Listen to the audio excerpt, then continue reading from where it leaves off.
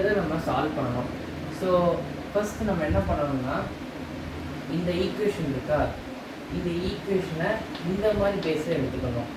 இந்த மாதிரி வந்துச்சு அப்படின்னா நீங்கள் டேரெக்டாக கேன்சல் அவுட் பண்ணி ஈஸியாக பண்ணலாம். இப்போது x + 2 to the power x + 2.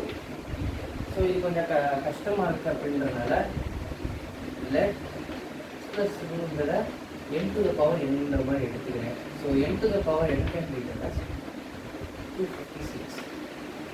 இந்த 256-ஐ நம்ம இதே பேஸில் எடுக்கணும் அப்படின்னா நம்மளால 4 to the power 4 போட்டிங்கன்னா 256 வருது.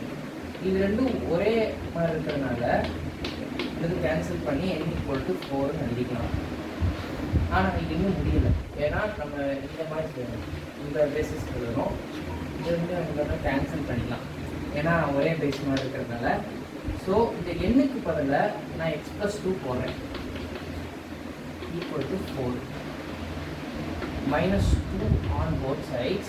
இதை வந்து இன்க்ளூட் பண்ணனால கேன்சல், x = 2 தான் கேன்சல்.